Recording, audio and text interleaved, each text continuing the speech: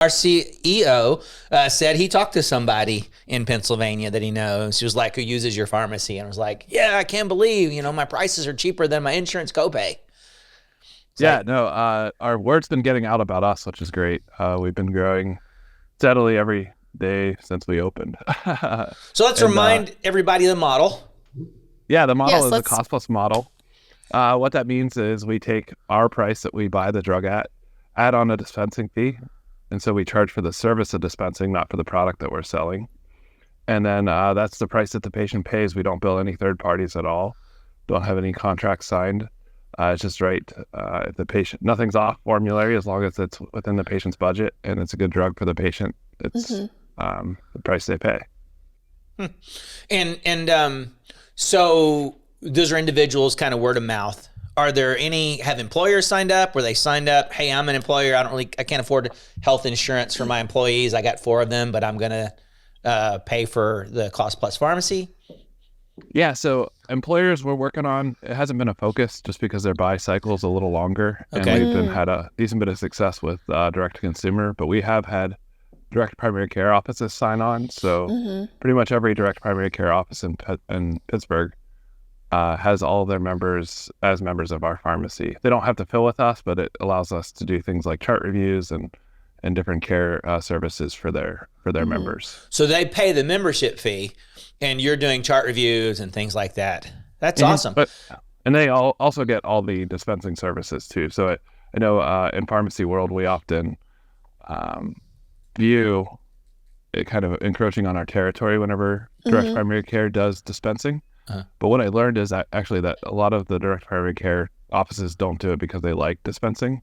They do it as they send a patient out into the pharmacy world, and then the patient gets dinged with a $100 copay. Right. And they're like, wait, I can buy this bottle of 1,000 for $10. Why are they being charged so much? So then they just said, well, if we can't find a pharmacy that'll do it, we'll just do it in-house because it's very inexpensive to do. So how many other pharmacies are you working with on your program? How many would you say that you're working with? So we're just a single pharmacy. Okay. We do offer what's called Cost Plus Pharmacy Consulting. Okay. And we have a website called costpluspharmacies.com where other Cost Plus pharmacies can sign up to have their prices displayed.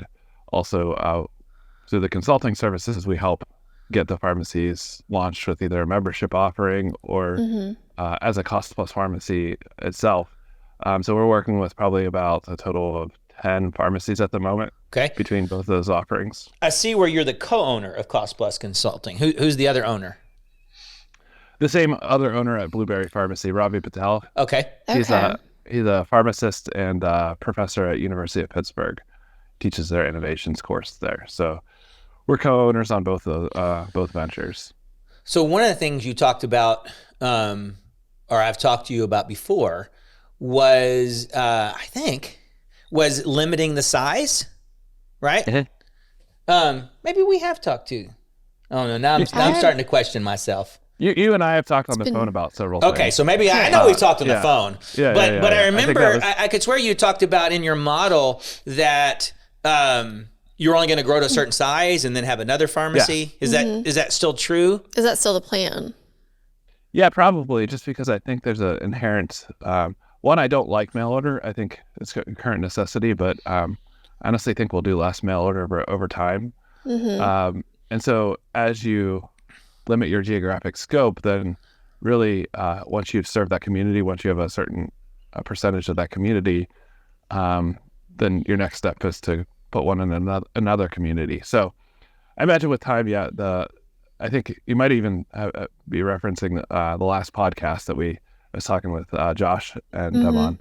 And we talked about kind of the number being 2,000 members. Okay. I still think that's a pretty good number. In fact, we're probably right around that point right now between our DPC members and our direct to consumer members. So I think that, we probably could start up another location at this point. Right now, I don't know that I'm mentally prepared to start. So that's why we focus more on consulting and helping pharmacies across the country open up their own Cost Plus. Mainly because I also think, instead of recreating the wheel, there's already a pharmacy in every community across the country. So why don't we just the fastest way to scale this model isn't to open up individual stores across the country. It's to turn the switch for every pharmacy across the country to just say there's a better way of doing pharmacy. There's a more direct way of doing pharmacy without third parties. And here's how you do it. So that's the fastest way to grow it. And that's kind of how we plan to do it.